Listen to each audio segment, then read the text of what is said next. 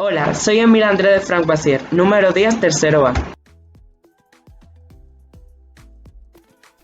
La globalización es un fenómeno complejo y difícil de definir con el cual se convive todos los días en los distintos lugares del mundo. En la era de la globalización, el conocimiento es clave para despejar la incertidumbre y potenciar la salida hacia un crecimiento racional y sostenido. Vista desde ciertas partes de América Latina, la globalización aparece como una imposición de los países más ricos a los más pobres con el único fin de esquilmarlos. Podemos entender que organismos tan importantes como el Grupo de los 20, en una reciente reunión informe tener conocimiento que desde principios de esta década se destaque con bastante fuerza el éxito y creciente protagonismo de los países emergentes. Sin lugar a dudas que en Asia es China la que lidera, pero también en otras regiones del mundo, incluyendo América Latina. Sorprende que 3 países en la región estuvieran en la última reunión del G20, México, Brasil y Argentina, y lo más probable es que en la próxima reunión se produzca la incorporación de Chile. El organismo de la ONU revisó a la baja las perspectivas económicas para América Latina y el Caribe durante este año, que apuntan a un modesto crecimiento medio del 0,1% del Producto Interno Bruto y, a su vez, estima un ligero repunte del 1,4% para el año venidero. De cumplirse estos pronósticos, la economía de la región continuaría estancada en una situación de bajo crecimiento por 7º año consecutivo, una coyuntura que al mismo tiempo provoca un deterioro de los niveles de ingresos medios per cápita. Igualmente, el PIB per cápita regional entre 2014 y 2019 disminuiría en un 4%, lo que implica un descenso medio anual de un menos 0,8%. El G8 consiste principalmente en una reunión anual de los representantes de gobierno o Estado de las 7 democracias más industrializadas del mundo, más Rusia, con el propósito de tratar los asuntos de mayor importancia relacionados con temas económicos y políticos. Los temas principales abordados por los países miembros del G8 son los relacionados con la gestión de temas macroeconómicos, el intercambio internacional y las relaciones con países en vías de desarrollo. Se debe mencionar que temas enfocados en relaciones económicas, energía, empleo, terrorismo, narcotráfico, derechos humanos también han formado parte de la agenda del G8.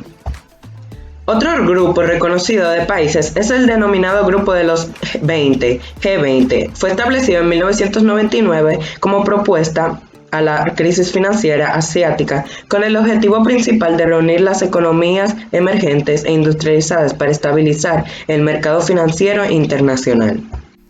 Es importante resaltar que el G20 se diferencia del G8 debido a que en él participan países industrializados y de economías emergentes. Se incluyen a integrantes de todos los continentes, se abarca los 2/3 en la población mundial y un 90% del Producto Interno Bruto, situación que le otorga mayor representatividad y legitimidad.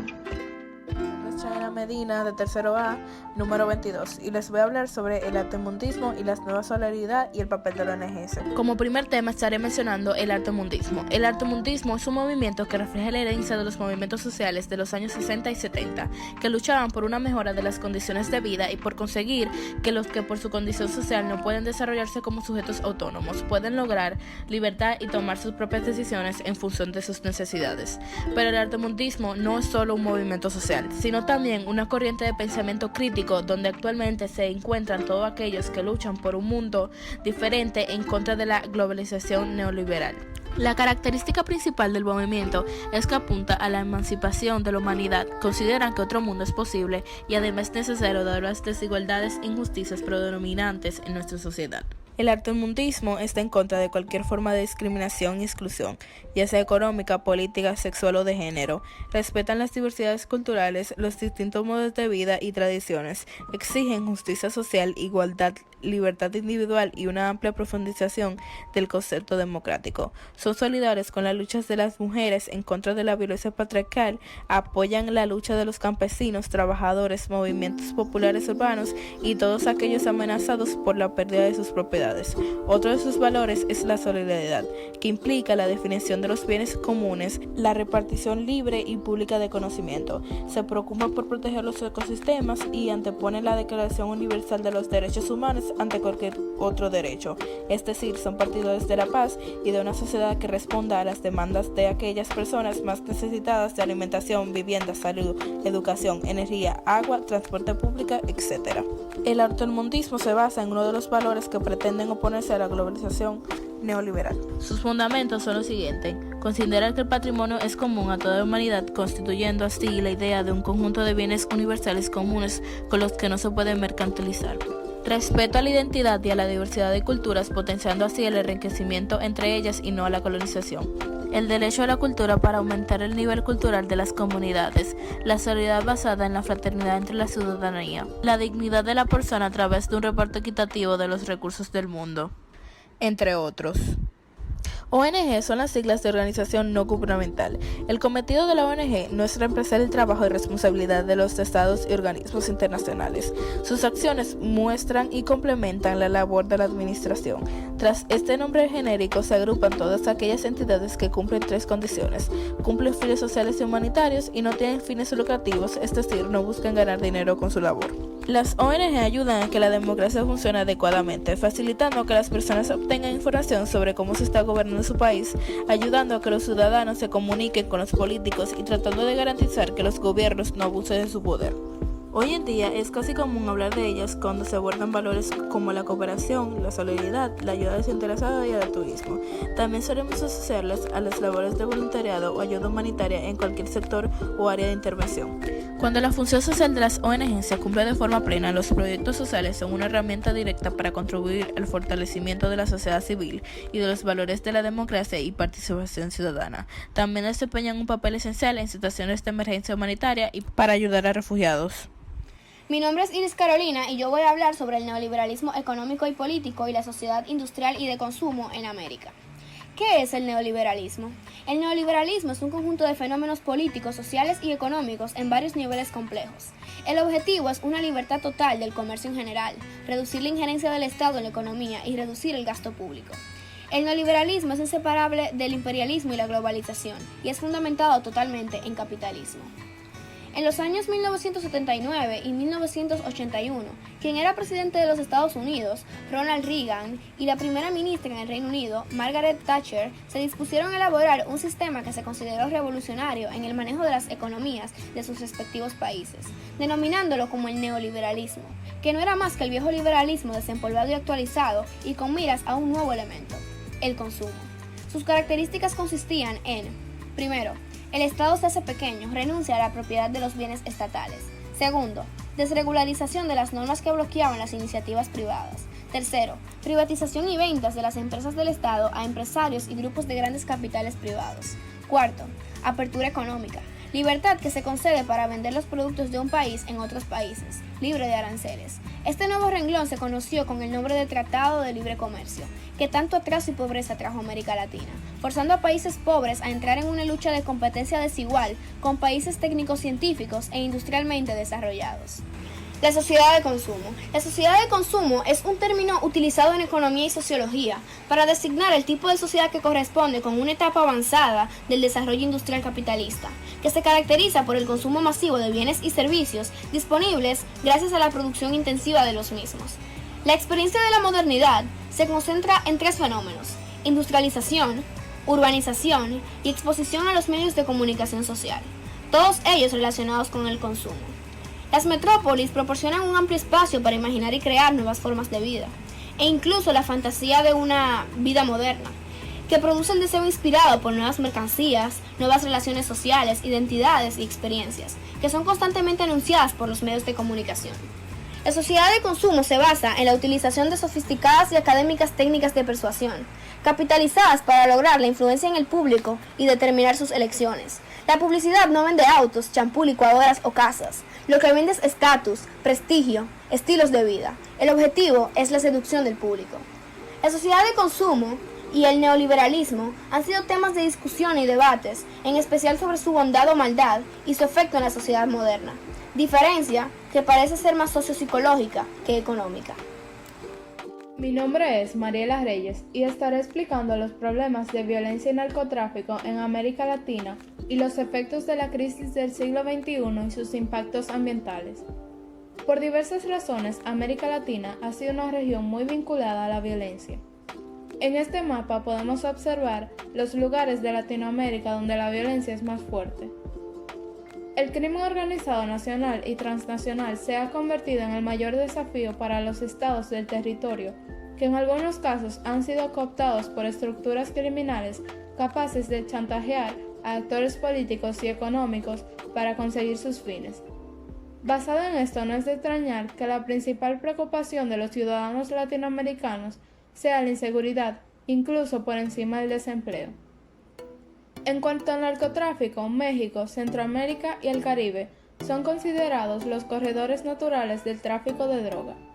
Venezuela se ha ido convirtiendo de forma más reciente en otro punto importante para el envío de drogas a Estados Unidos y Europa, mientras que Argentina y Brasil han comenzado a posicionarse como plataformas para el envío de narcóticos al viejo continente a través de África.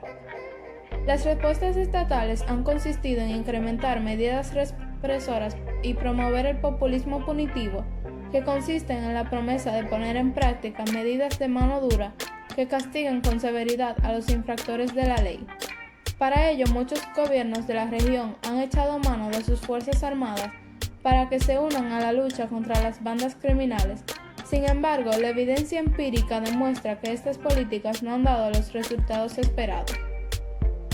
El estudio realizado por Buchanan en el 2012 indica que a pesar de los niveles de la violencia en la región, menos de la mitad de los ciudadanos latinoamericanos están a favor de la política del populismo punitivo. El acceso y control de los recursos naturales, minerales, pesca, agua y especialmente territorio han sido una fuente tradicional de la conflictividad ambiental. Sin embargo, en los últimos años se observan manifestaciones cada vez más evidentes de que la dimensión ecológica y el control de los recursos naturales constituyen un factor de creciente importancia en los problemas del medio ambiente. Diversos autores han indagado las posibles conexiones entre los factores medioambientales y los conflictos del ambiente. Y no me refiero solo al acceso y control de los recursos naturales, sino también a la degradación ecológica debido a la acción humana, cuyas consecuencias son la erosión y empobrecimiento de los suelos, la polución del agua y del aire, y el agotamiento de los recursos naturales. Los investigadores del Proyecto Global sobre Transiciones Económicas dirigidos por Jerry Mander afirman en su manifiesto sobre transiciones económicas globales que la situación actual de emergencia global se debe a la convergencia de tres condiciones que avanzan rápidamente. 1. La aceleración del cambio climático inducida por los seres humanos. 2. El fin apremiante de la era de la energía barata, lo que se ha denominado el pico del petróleo. 3. El agotamiento extensivo de los recursos naturales fundamentales para el sistema industrial. La crisis mundial más reciente es la pandemia COVID-19. Las medidas globales de aislamiento social para combatir la pandemia han resultado en un beneficio climático, ya que las mismas han provocado que se respire un aire más limpio y puro. Podemos observar en esta imagen un drástico descenso en la polución del aire. Mi nombre es María Paula Rodríguez y estaré explicando los cambios culturales y artísticos en América Latina en el siglo XXI. No es de ocultar para nadie que la expresión comprende una realidad sumamente compleja, donde se dan casi por igual las diversidades y similitudes, dando como significado ese estándar aplicado hacia esta región, siendo apenas una remota tentación y extensión subsidiaria de dominio respecto a los demás continentes, viéndose manchada, cuestionada y discutida en la búsqueda de su identidad cultural, sosteniendo aspiraciones sociales basadas en los rasgos tipológicos comunes, desde el sustrato profundo del pueblo, de sus artesanías, trabajo, psicología, en fin, de su modo de ser, e impregnó toda la cultura latinoamericana, cumpliendo con su meta de incorporar esas presencias de modelos dominantes que nos identifiquen, mostrando lo irreal en algo cotidiano, tales como los elementos de la cultura tradicional dentro del concepto de patrimonio cultural, las diferentes influencias y los distintos efectos políticos que en conjunto han causado la actual crisis internacional. Ahora la pregunta sería, ¿tanto ha cambiado América Latina? Estamos ante una que ha dejado de ser especial, perdiendo su singularidad y enfrentándose a los mismos y aburridos problemas que cualquier otra región, demandando ese grupo social desconocido llamado la clase media. Lo verdaderamente preocupante son las medidas tomadas ante la actual crisis sanitaria generada por el COVID-19, con el fin de proteger sus respectivas economías, generando graves consecuencias afectando de manera directa a diversos sectores, tales como trabajadores culturales, artistas y principalmente el turismo, dando como resultado la informalidad, donde los ingresos son relativamente bajos, causando múltiples impactos como pérdidas económicas, cuestiones sociales y culturales y accesos a derechos y recursos públicos durante la crisis. Queda más que claro que la cultura es la única institución que no viene con un manual de instrucciones. Termino con la misma pregunta. ¿Tanto ha cambiado América Latina? Sin duda alguna, la globalización ha sido un factor determinante en todo lo relacionado con el crecimiento e interconexiones entre países, siendo considerado como un fenómeno que cuenta con muchísimos defensores, entre estos el Banco Mundial o FMI, enfocándose principalmente en la economía de escala y accesos a la tecnología moderna. En los últimos años, América Latina ha experimentado rupturas de pensamientos socioeconómicos y políticos, que con camisa de fuerza impuso en la región la denominada globalización neoliberal, que consiste en la anulación progresiva de los estados más vulnerables y de la identidad cultural siguiendo los famosos patrones del consumo, involucrando de forma directa a los grupos G8 y G20, con el fin de dar forma a esta, dando como resultado exagerados cambios culturales y artísticos, además de industriales y ambientales, que propiciaron el surgimiento de diferentes movimientos como el narcotráfico y la corrupción, obviamente llevado de la mano de su contrario, el altermundismo, dejando claro que América Latina es el espejo de la globalización. Muchísimas gracias.